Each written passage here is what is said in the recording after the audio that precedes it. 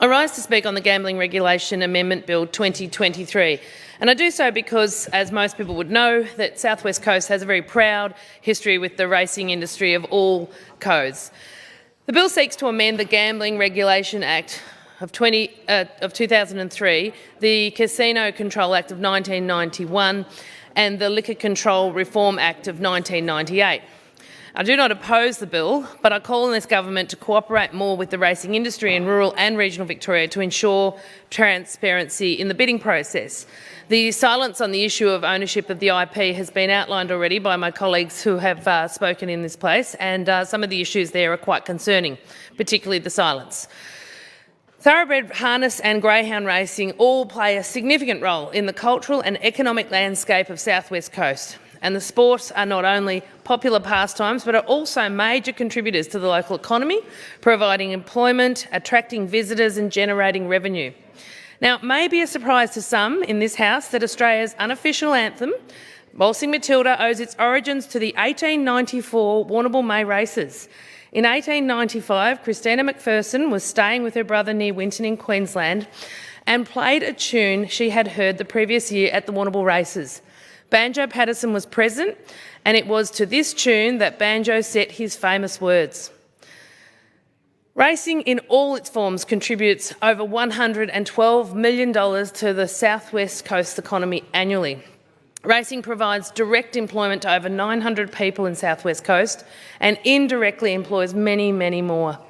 South West Coast veterinarians, accountants, feed merchants, fencing contractors, hospitality, accommodation providers, milliners, fashion shops all benefit from racing. The value of the social interaction gained from a day at the races cannot be underestimated. Large numbers of regional and rural Victorians are engaged in agriculture. Farming by its very nature is largely a solitary pursuit. Leaving the farm or the workshop for a day at the races is significant for the mental health of many rural Victorians, and we need to preserve this important outlet. I was just recalling that we actually moved our calving date because it was the 1st of May, which often meant we couldn't get to the races and continue to successfully calve. So that's how significant the May races is to many people in my community. The continued success of the three strands of racing in South West Coast through world wars, pandemics, fires and floods is testament to the stewardship of generations of committees and presidents, volunteers who have sought to improve the facilities of their clubs, the welfare standards for their animals and the benefits to the wider communities. Stewardship must be a key consideration for this government if the bill is passed. The bill is unclear how the government will handle the bidding process and what will happen if more than one licence is issued. Transparency isn't a strong point of this government, and the people of Victoria need to be assured that the bidding process will be above board and that this will not be yet another example of government awarding contracts to their mates, because Victorians really do deserve better. With the livelihoods of over 900 people in South West Coast alone directly impacted by this bill, it's imperative that this government provides clarification on what will happen if more than one licence is issued. The ability to issue multiple licences is one of the main objectives of this bill, and it's disappointing that the government has not treated the people of Victoria with the sufficient respect to detail what will happen if more than one issue is issued. It is reasonably foreseeable that multiple licences will be issued, so it is equally reasonable to expect that the government will provide a roadmap for this scenario. A failure to plan is a plan to fail.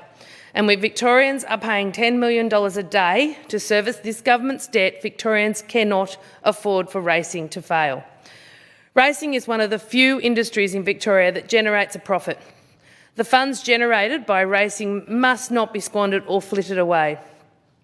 Unfortunately, waste is part of this government's DNA.